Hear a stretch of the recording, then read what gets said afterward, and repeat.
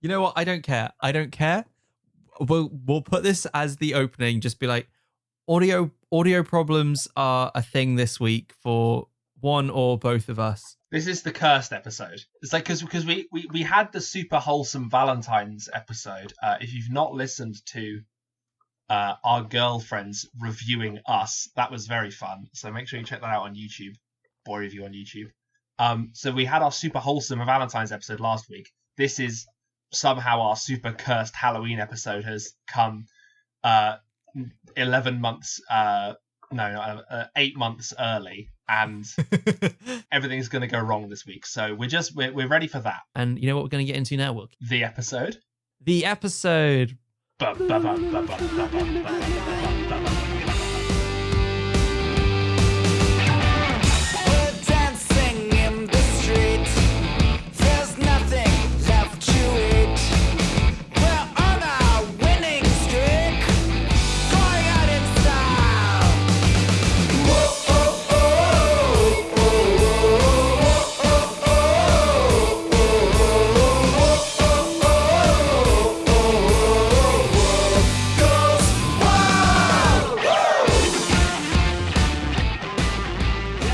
Welcome back, everybody, to another episode of a little show we like to do here at the weekends, or as you call it, Thursday. Hey! It's, of course, Boy Review, hosted by me, Hamish. And me, Wilkie. I'm being normal. Yeah, after quite a while, Wilkie, I have worked out a release schedule for Boy Review that I can actually potentially manage. Wonderful. So, hopefully, the schedule going forwards will be the pre-show will come out exclusively on YouTube, which will be like 10 to 20 minutes of content that we normally cut before we hit the episode just to warm ourselves up. But it's normally got some funnies and some little bits in.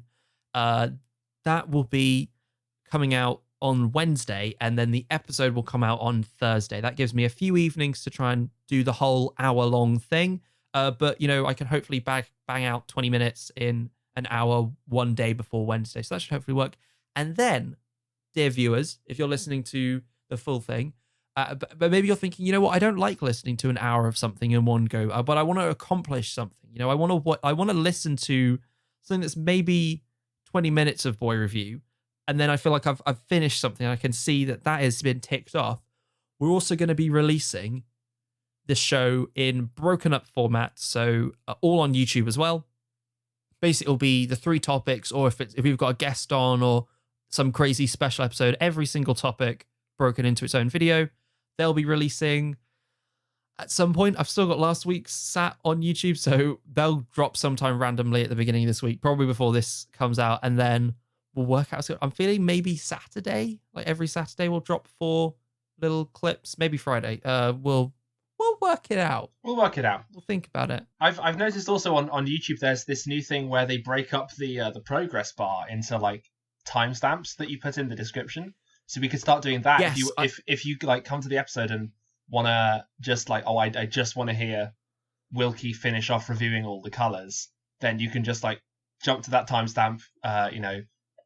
Skip the cold open, skip us like rambling at the start, and go straight into the topic. Yes, I am, because now I have to actually keep a timestamp for when I'm editing the show to make sure I cut it up at the right points. I will make sure I put those into the description. I'll see if I can find one from last week. You're keeping track of that information anyway. Why not? Yeah, so I will do that, because I did that with Warthog for a bit, and I think it worked quite well. So yes, we'll start doing that with Boy Review. But that's all of like the opening stuff from the show. Wilkie, why don't we get into your topic, which we know what it is? So let's start with that one. Welcome everyone to part 3 of Wilkie reviewing all colours in existence. And this week is going to be a controversial one. I'm telling you that right up at the top, right? Because this week we're talking about blue, right? And I'm going to be honest, if there's any colour that I see more than any other, it's blue. Because I live by the sea. The sea, for the most part, is blue. The sky, right? Thanks to I think that's what rally scattering is. The sky is blue, right? Blue is a very common color in our world, right? Unless you're like in a forest, right? And then there's obviously green. Yeah, and you look up, it's just trees. Just it's tree color, right? And we're not talking about tree color because that's not a primary color. Now, because blue is so prominent, I don't think it's any surprise that in 2015, a YouGov survey confirmed that up to 33% of people prefer blue as their favorite color. Right? And that's not even that's not just blue, red, green, right? That's not just the like 3 primary colors. This is including people who prefer purple, black, pink, yellow, orange, white, brown. Brown for some reason. Did they count blue as both like dark blue and light blue and all those connotations, or did they sort of include like light blue and dark blue and some variations a little bit? It seems like they've just counted blue, right? But in that case, they've also only like, you know, and I really like dark red, dark green, lime green, whatever. They would just fall under red and green. That makes sense. Because then, you know, one person's dark green might be another person's brown. Now, earlier today, right, I was doing some research into because I read that blue was the world's favorite color. Sort of a bit of a clickbait title, not entirely true, but blue is one of the most popular favorite colors. I did a survey called the Global Color Survey. Over 300,000 people from all over the earth have taken this survey. And basically, I was asked to like think of an emotion or think of a concept and see what color I associate with it. And there's some that are really obvious, right? What was the one I was thinking of? Mourning, right? The concept of mourning as MOURN, black, right? Because you wear black when you're in mourning. And for things that are dignified, dependable, and also just favorite color in general, blue was picked. Dignified. I wonder if that comes from, say, something to do with the police, because they're both like the color blue. But I don't. Yeah. I don't know where else you would dignified and blue. That seems like quite an odd color. I don't know what I'd pick for something that's dignified. Maybe purple because of, you know, like I don't know why I always just think of, you know, emperors, even though I've never met a Roman emperor. I'd like I've to never one met day. an emperor, but I feel like they're quite dignified. There's a saying, an American saying, "True blue." You'd call someone true blue if they were faithful or loyal. I don't know where that would come from. Yeah, blue sashes are associated with excellence, distinction, high performance. Oh, true. In the stock market, the stock market very popular these days. A blue chip is what you call a stock that is like reliably good. Wilkie, did you go in on GameStop? Did you go Game Stonks? I wanted to go Game Stonks, but I didn't get in there quick enough. I'm not confident enough to sort of trust a particular service. I'd want sort of expert help, and I wasn't able to find that before. You know, it was just a bit too late to sort of really cash in on it. I heard briefly about it, like on the first rise, and then heard that it fell instantly, and thought, well, I've definitely missed that.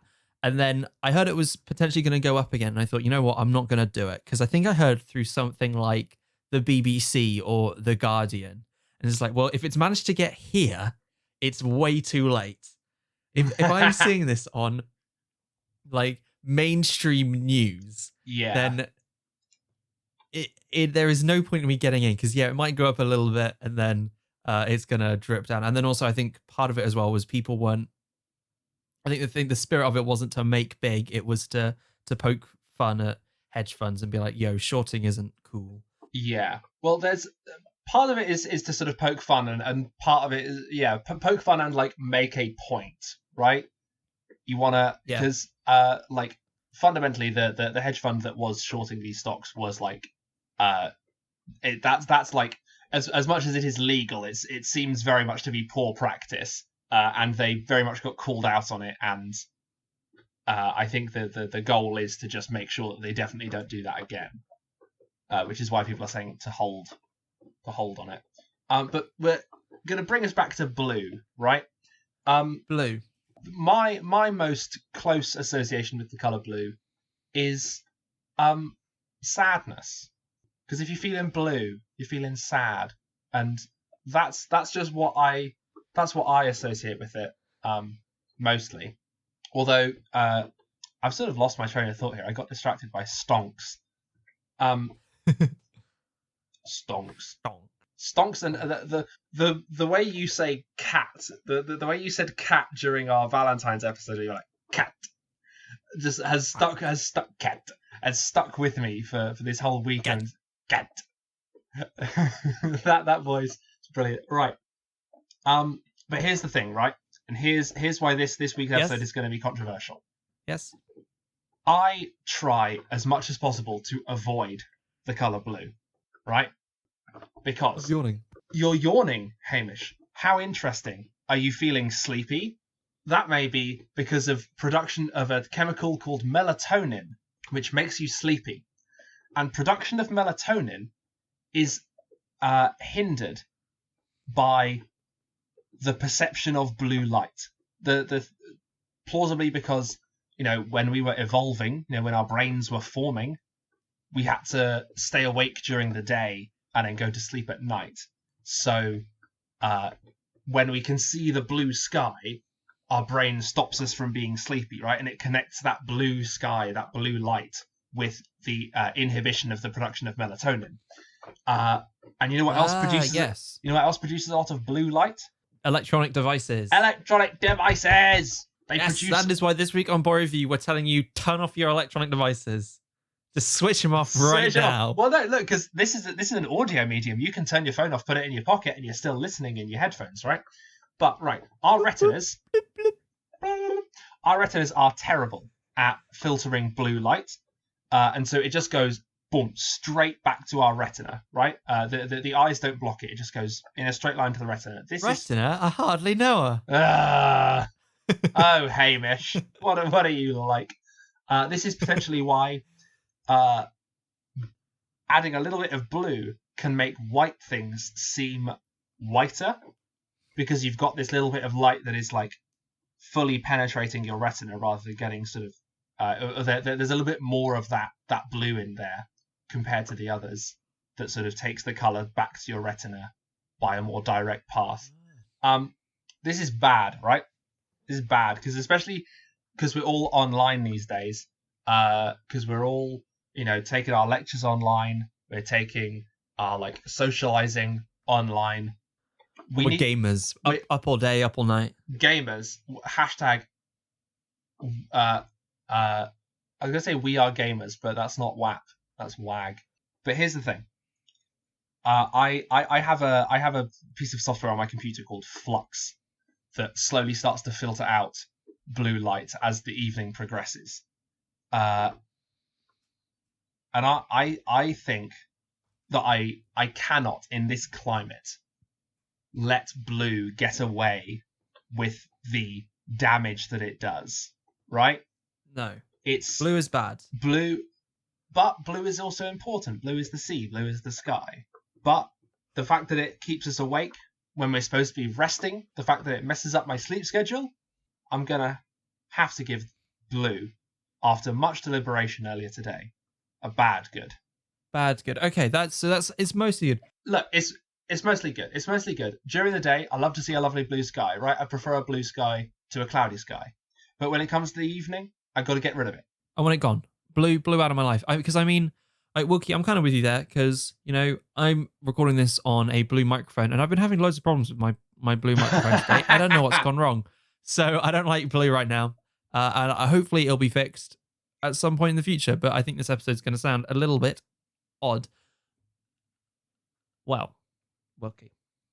Hamish. Now I'm going to do my topic in a second when it occurs to me what my topic is. Yes, I remember what it is now. I thought of it earlier, and I thought, yes, I'm going to do my topic on that.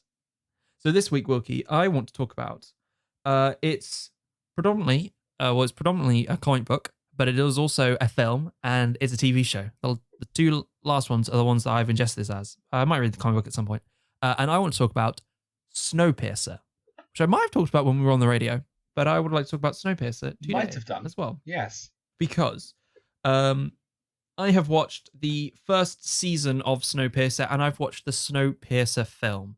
I like both of them, and I'm not going to give spoilers for either. Though, interestingly, if you have seen one and whether you liked it or disliked it, the other, so if you've seen the film and you hated it, the book, not the book, the TV show, similar premise, very different show. The twists and turns that the show that the film goes through and the show go through are entirely different. And I would say, apart from the basic premise that I will explain to you now, Wilkie, practically different things. I can't hear you. I couldn't hear you. So the basic premise of Snowpiercer is the world is getting incredibly hot because of climate change. We really fucked up. And so to try and fix it, a bunch of the world's governments fire up a chemical into the sky that's meant to like cool down the atmosphere. I think it's meant to refract the sun more. I think there is a chemical that can potentially do that. And has been sort of potentially an idea that we could do if we get a bit too far gone with climate change. But for some reason, it goes horribly, horribly wrong, and it doesn't cool down the earth a little bit. It cools down the earth to the point where life would become completely unsustainable. That's not ideal. Yeah. No, it's really not ideal. You want to, if you're trying to save the whole human race, you want to not kill them in the process. That's like ideally. That is like, obviously in that situation they were playing a Powered by the Apocalypse game and they rolled like snake eyes. They've definitely got a complete failure Big on miss. that, sending chemical into space, into the sky. But one person that kind of predicted this is this guy called Wilfred. Crazy rich guy, like billions and billions of pounds, but also like kind of I guess a conspiracy theorist before everything went wrong. And he thought, this is going to cause a problem, so I'm going to make a train, which he called Snowpiercer. And Snowpiercer has a long track that goes around the entire globe. And Snowpiercer is going to be moving at such a speed that it won't be stationary enough to freeze, even in this really cold climate. And it's going to have everything on it for survival. It's going to have like several, like 1,000 cars long, I think they repeat at the beginning of every episode, like how long the train is. And it still hasn't stuck with me. But it's like 1,000 cars of a train. And yeah, it has everything from, living quarters, obviously, for everyone on board. It will have several cars devoted to cattle, several cars devoted to crops, cars, literally everything you can think of to keep people alive. It's got at least one or two cars devoted to it, if not more. And just as everything's starting to get cold, people can buy tickets and get on board. And there end up being 4 classes of people on Snowpiercer. You have the people in first class. These are the uber rich. They don't do anything when they're on board, but they just had a lot of money in the old world, and now they get to live as one of the last few humans alive in a life of luxury. You then have the second class carriages who are I don't like this. This is yeah. Second class citizens. You have the second class carriages who are like important jobs. So you've got doctors, you'd have teachers, these kind of, I'd say like middle class jobs. And they have like fairly decent living quarters, but they have to work for their rights to live in second class. You then have I think it's third class that they call them, which are your quote unquote bottom rung workers. Arguably, in terms of Snowpiercer, the most important people. They're the people that are doing all the sanitation. They are the farmers. The engineers actually are the most important. They are right at the front of the train, but they kind of keep themselves to themselves. But apart from that, everything else that would be kind of integral to keeping the train alive. The people who look after the cattle car and the hydroponic farm car, that sort of thing. And then finally, you have a fourth group, which were never meant to be on the train, called the Tailies. These are a group of people that, when Snowpiercer was about to set off, broke on to the train and sort of snuck aboard. Oh. And they live at the very back, or the tail of the train, and they are kind of seen as by some of the members of the Snowpiercer as sort of freeloaders, but they are kept alive. They get given sort of stipends of protein-rich bars, and they are often called forwards if someone dies and they need someone important. If it's like we need an engineer, we'll see who's in the tail. This kid kind of could be useful. We'll bring him forwards and make him an engineer, or all these other different bits. And obviously kind of the tail want to push forwards and, be accepted into the train and be accepted as part of that culture. And both Snowpiercer, the film and the TV show kind of deal with that struggle between the back of the train and the rest of the train. The Snowpiercer film kind of deals with that as just like this kind of dichotomy, just it's the back of the train versus the rest of the train. But what I think is way more interesting in the TV show is it kind of shows it's the back of the train versus the rest of the train. But even in the front three thirds of the train, there's still that battle going on between the classes. There's this resentment of first class that they kind of get to do nothing, and yet they are treated like royalty. Literally, they are royalty. Like and then you could argue, like some royal family members, they do charity work and they do public speaking and all of that. These goes like even beyond that. They aren't doing anything. They just exist and they get, a lavish life. That's how I feel sometimes. Whatever they want. They like first class. They don't have any restrictions on having children. Everyone else is restricted on how many kids they can have. That just, everything. It's crazy. And it deals with a lot of political intrigue and some of these realities of living on this train. And that's why I really enjoy it, because again, it is kind of seen as cyberpunk, but less traditional cyberpunk than what you might imagine. And it's a really cool world because obviously it's so small, so it can show you every little detail of what this train is like. Because it's very much like, well, there is literally nothing else. It is on this train or it is dead. So that's what I really like, and it has some really cool aspects, cool in sort of like, I like how they've kind of thought about this. So, if they want to punish somebody, they'll put parts of their body outside the train so it will freeze, and they use that as like torture devices in various points. Oh no! They start to look at like sort of these realities of just like, well, there's a lot of like trying to balance. How are we going to keep the train running? We've got to go fast at this point, but like the track's a bit rickety here, so we can't go too fast. So if we slow down though, well, that's going to cause problems because then we might have to lose power. Okay, we'll have to have power cuts. Where are we going to have the power cuts and at what times? How are you going to deal with this? You've got to keep moving at the very least. Because otherwise you freeze. And I honestly wish I could talk more about them, but I feel like to say too much more than what I've already read would kind of spoil parts of it, because there are some big twists in the film. But if you're not a big fan of bigger twists, I'd actually say that the TV show might be the one you want, because it feels a little bit more grounded in reality. There are parts of the film that go almost more into sci-fi, and it can be weird at points. Was Chris Evans in the film? Yes, Chris Evans is the main character. David Diggs is the main character one of the main characters in the TV series. Because you remember at the end of the Avengers, when they're all having shawarma and Steve, Captain America, falls asleep, right? And he's just sitting there and snoozing. You can actually see, if you look closely, he's wearing a fake prosthetic jaw, because the directors of Snowpiercer wouldn't let him shave the beard off to film that post-credit scene. So they put like a bit of prosthetic. I want to say prosthetic. I don't know what to call it. Rubber. Yeah, like a bit of special effects stuff over his face, and then just had him like lean up against his hand and pretend to be asleep. You can look at it if you know what you're looking for. But yeah, that's pretty cool. He was filming Snowpiercer when they filmed that scene as well. Okay, that makes sense. I guess.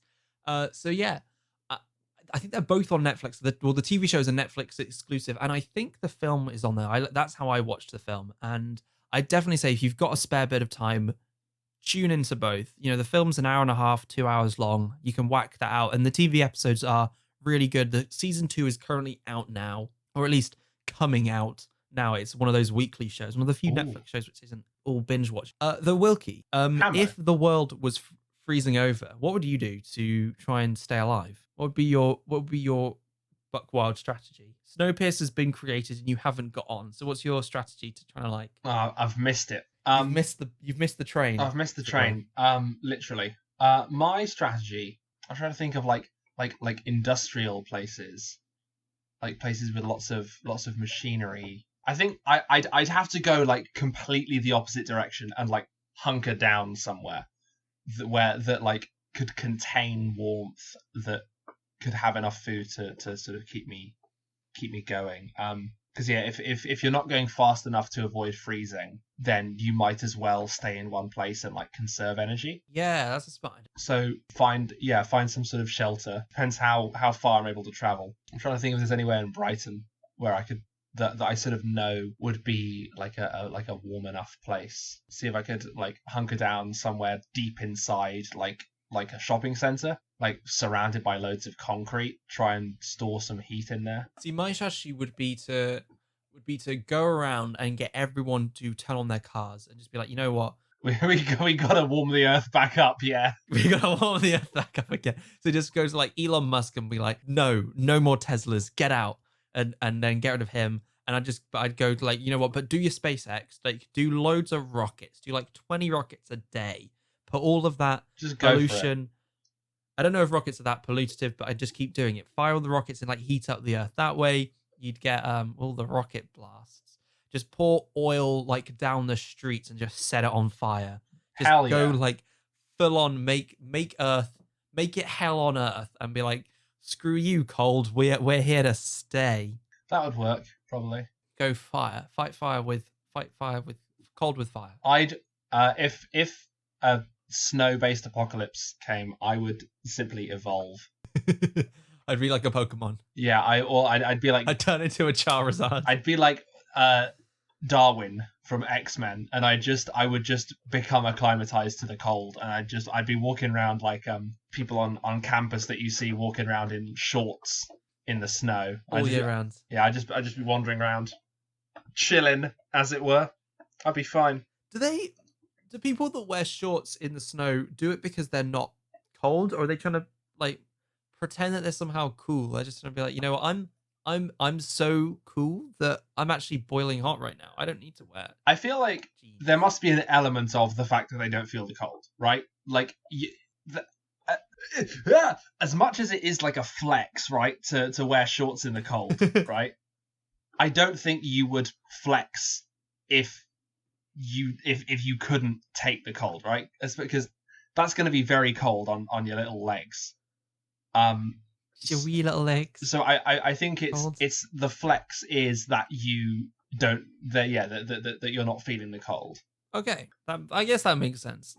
You're probably right. I just like to imagine that it's like, you know what, it's full on, you know, fashion over function, and I want to look cool. I want to look hard. It could be that. So I'm gonna pretend that I'm so cool. But yeah, I'm so cool. I'm freezing.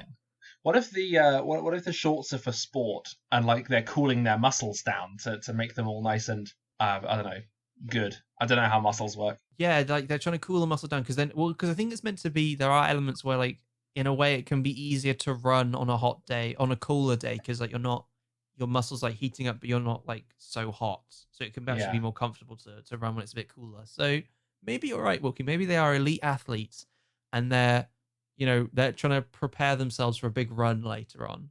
So my review of Snowpiercer, obviously I really, really like it, though I think as we sort of discussed, the realities of Snowpiercer are a bit sad.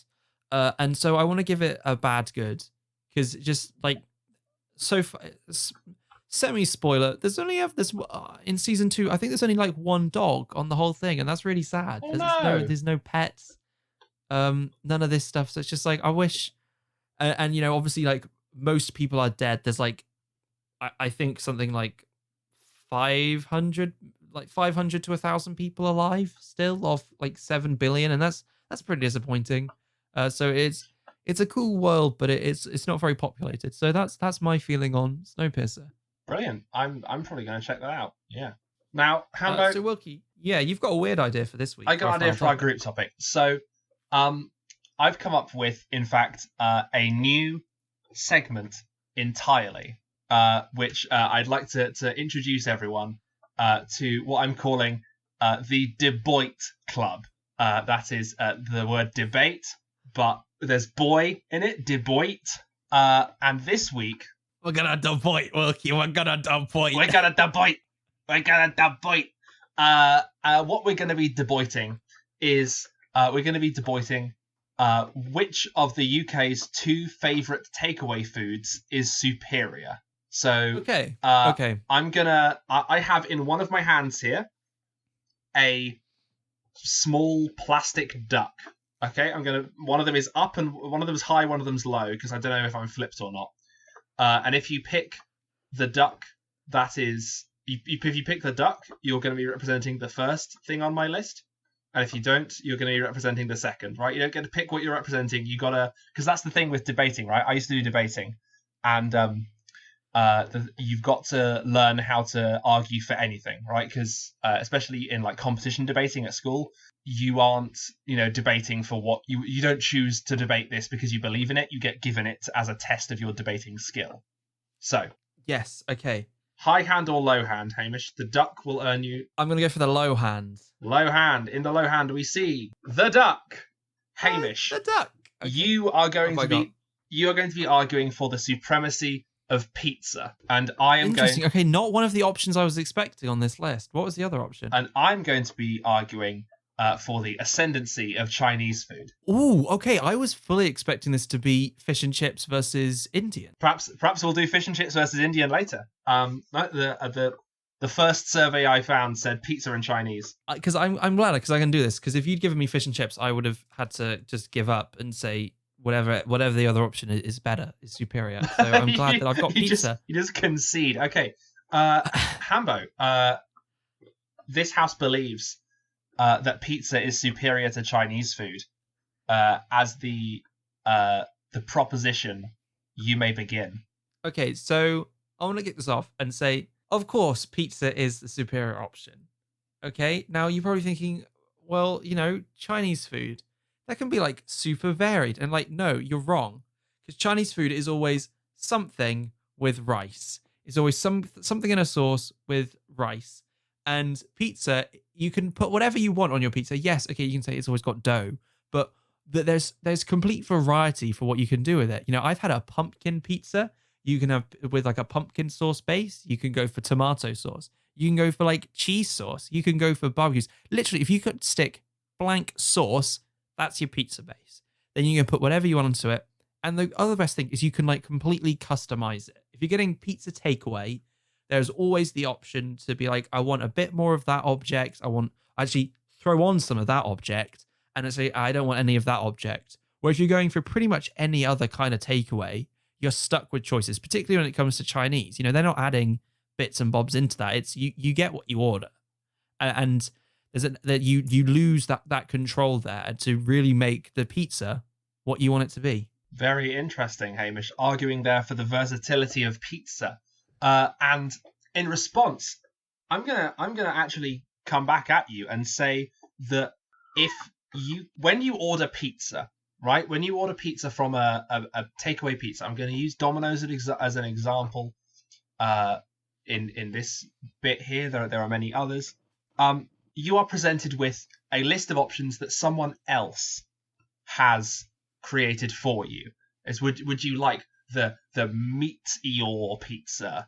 Would you like the spicy Hawaiian pizza, right? And if you want to customize your pizza, they give you the option. They say, okay, why don't you, wise guy, why don't you tell us what you want on your pizza? That's going to cost you extra, right? That pizza will cost... Yeah.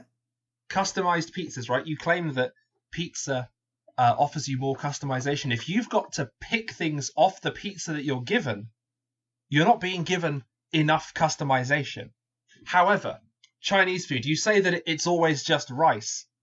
I'd like to respond, my good sir, have you ever heard of noodles? There are so many options with Chinese food, and the reason that there are options is that Chinese food is modular, right? With a pizza, everything is stuck and baked on this single piece of bread, right? But with Chinese food, Sure, you could order a pot of a little tub of rice. I honestly, I don't want to sound like a prick here, but I prefer to make my own rice because takeaway rice is often a bit steamy by the time it gets here. I like to make my own egg fried rice.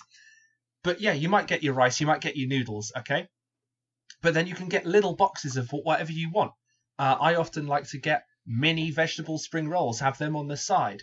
I'll get some crispy seaweed, which is actually cabbage, but it's really nice. You get a little bit of broccoli. If you're in America, you might get a little tub of orange chicken. I've heard that's nice, right? And then you assemble the meal out of literally ingredient by ingredient what you want to have. Mic drop.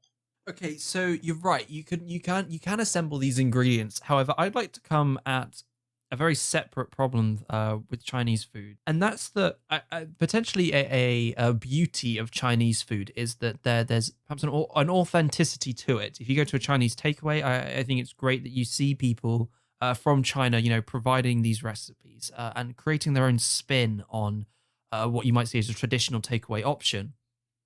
But then you can then sometimes end up with names on the recipe where you can't quite work out what they are.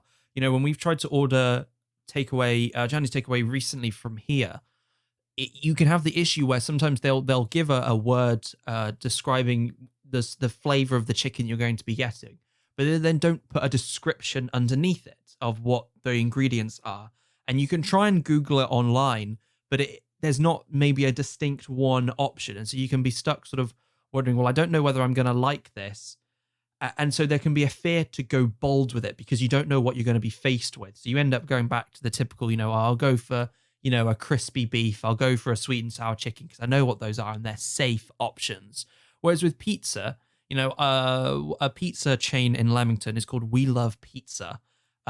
Weird name, not the best name for a pizza chain, but the pizza they do, pretty phenomenal. And one time there was a Picasso pizza. It's actually one of their mainstays. They name all their pizzas after chefs. But then underneath, they write down the ingredients, not chefs, artists. According to some definitions, a chef is an artist. Yeah, true. But Picasso is not a chef. He is an artist, though. He is an artist. And I hope Picasso's not a chef, otherwise he'd give you a very strange concoction of a meal. He'd disassemble it. I wouldn't like Jackson Pollock to be a chef. I made a good tweet about Jackson Pollock the other day, and it did not get the traction it deserved. As with all of our Twitter jokes. But anyway, the Picasso pizza, it explained to me what it was, because obviously no one's going to know what Picasso pizza is. So they have to tell you what it is. And it had pumpkin, as I've mentioned already, and a few other these weird potential ingredients, but I gave it a go, and it was one of the best pizzas I've ever had. And if I would go back to We Love Pizza, potentially when I'm back near Leamington, I would absolutely order that pizza again. And I think that is the beauty of a pizza restaurants, is that they just kind of explain to you what's going to be in it. And there can then be you can feel then like you can take the risk because you know what's going on. Whereas sometimes with Chinese restaurants, that you don't know what's going to happen next. And so you don't feel like you can take a risk because there's that extra level of unknown and fear. Okay. Interesting. While sort of in a traditional debate, I would have stood up and said point of information, and I would have said that criticizing the formatting and design of the menu of your local Chinese restaurant is not a valid criticism of Chinese food as a concept. Let's take your example, right? You've got this Chinese menu where the food options are laid out in perhaps anglicized, written in English letters, but still their original names, right? Rather than being described as orange chicken, it's got a sort of more traditional name. I would suggest that the issue concerning the issue around not wanting to order something because you don't know what it is less of an issue with the restaurant not being descriptive enough and more of an issue with you being a coward. How do you expect to ever broaden your horizons? Okay, this is actually, to be fair, this is an argument I should have expected from someone who is arguing for the supremacy of bread and sauce and cheese every single time. Right? The beauty of Chinese food is that there are so many different things that you can order, right? And if you don't know what something is, if you've never heard of something before, you can get it, right? And if you don't like it, you've probably got a couple other things you can share with someone else. You can pass the bowl around the table, get other people to try it, right? And if it turns out you like it, brilliant. But with pizza, you get all the information just spoon-fed to you, right? On a little silver spoon, right? Like the silver spoon you were born with. And you pick a favourite, right? You pick the Picasso pizza and you never order another pizza again, right? Because that's your favourite, because you know what all the others are and you've decided you don't like them. Boom. True. Maybe I'm afraid, Wilkie. Well, I think it's time for potentially our closing statements. Closing statements. And I have one final point I'd like to make about Chinese food, and that is, I know you're right. We're not doing closing statements. We're doing closing attacks. This is one final insult. Yeah, I don't know how. I haven't debated since 7. No. Go for it. Okay.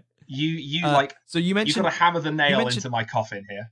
You mentioned noodles. You mentioned everything else, and but obviously for me at least, Chinese restaurants and Chinese food, the combination is with some cool rice dish, egg fried rice, or any other kind of rice, maybe special fried rice.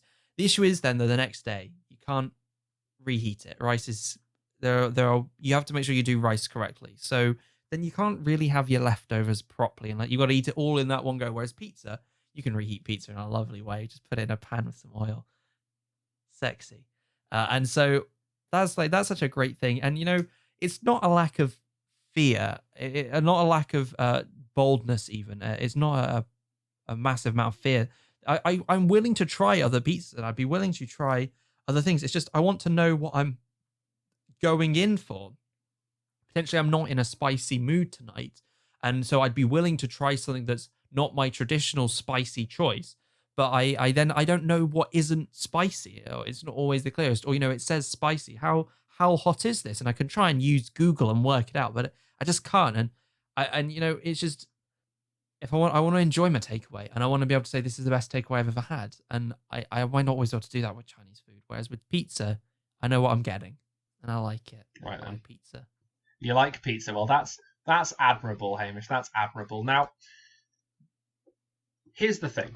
I think we can both agree that takeaway is a more expensive way of eating, right? Takeaway, you're paying for the luxury of having someone else cook for you and deliver it to you. And in these lockdown times, we can't rely too much on takeaway. So I'd like to ask you,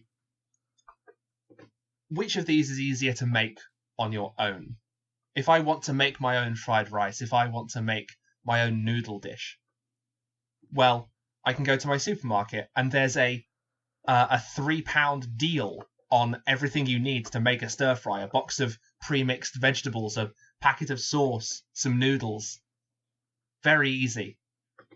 But if I want to make pizza at home, if I want to make real pizza at home, right? If it's not just going to be, bread, right? If I'm not going to make grandma pizza, if I want to make pizza like I could get pizza takeaway, I'm going to have to invest, right? I'm going to have to invest up, maybe even £100 in a pizza steel. I'm going to have to preheat my oven to its hottest temperature for a full hour. Or I'm going to have to buy one of these, what's it called? An uni, these pizza ovens that you can get. Incredibly expensive. Ridiculous. So, if you were to ask me what I believe the superior food group, pizza or Chinese food, is, whether you're ordering from a takeaway or whether you're making it yourself, Chinese must be victorious. Thank you. That's very good, Wilkie. Well, if you were convinced by either Wilkie or I, remember you can tweet at the show or tweet at us using hashtag boy review and then either hashtag pizza or hashtag Chinese. And if you don't use Twitter, then feel free to comment this in the comments of this YouTube video. I will have a check on both the main video and the video of just this segment to see if we've got any votes. I think, Hambo, I also, one great thing about Du Bois is that usually it's going to be like, this wasn't super serious, like we're being a bit mean to each other, but it's sort of, we're having fun, right? Pizza and Chinese food, they're both great. I think we can plausibly agree they're both a good. Actually, I'll give you a hint, Wookie. I'm actually not a big fan of pizza. Oh, I no. actually prefer most other kinds of food. I'm kind of with you that I think that actually, weirdly, I kind of actually disagree on the making it at home thing, because I think that Chinese food and Indian takeaway as well, they're so much better made by a restaurant than by people that know what they're doing. me. Yeah, I don't know. Yeah, you got to say what you got to say sometimes. But yeah. But a pizza's still good. We Love Pizza is actually a very good pizza place. Considering I don't like them, We Love Pizza is up there. But yes, they're going to be pretty non-substantial. If you want to suggest a topic, put them down below. Yeah. Put any ideas. If you've got a matchup you want us to debate, then let us know. Yeah, and we hope you've enjoyed it. We hope you've enjoyed this show. If you have, if you're watching this on YouTube, make sure to like, comment, and subscribe, and do all of that stuff. And maybe check out a few of our other videos, particularly some of our YouTube exclusive clips. If you're watching this over on any podcast services, share us with your friends. Be like, yo, I listened to this really cool podcast, and you've got all these different options that you can listen to. Give it a go. Please make sure to share it around. If you want to, tweet at the show, you can do, or tweet at us. You can do #BoyReview and throw in any other hashtags that you feel are interested. Obviously, for the debate, put #Chinese or #pizza. To let everyone know, we've decided to, we're not going to be using our Instagram very much anymore. We might occasionally post on there, but we're not going to dedicate too much time to it. We just, we're both very, very busy, and we'd like to pursue doing more with YouTube, like we're doing all these extra bits. We'd like to perhaps do a bit more Twitch and streaming. And so we felt like we're going to let the Instagram go a little bit. So you can still follow along, see some of the old stuff that was on there, and maybe see a post, but we won't be pimping it too much more on the show now, but just to let you know what's going on with that. I don't think there's anything else to say, Wilkie. Anything you wanted to add? No, I've enjoyed this episode. I want to thank people for listening. Yeah, well, thank you very much for listening. And well, until next time, it's going to be a goodbye from me. And it's going to be a goodbye from me. Heyo. See ya. Bye.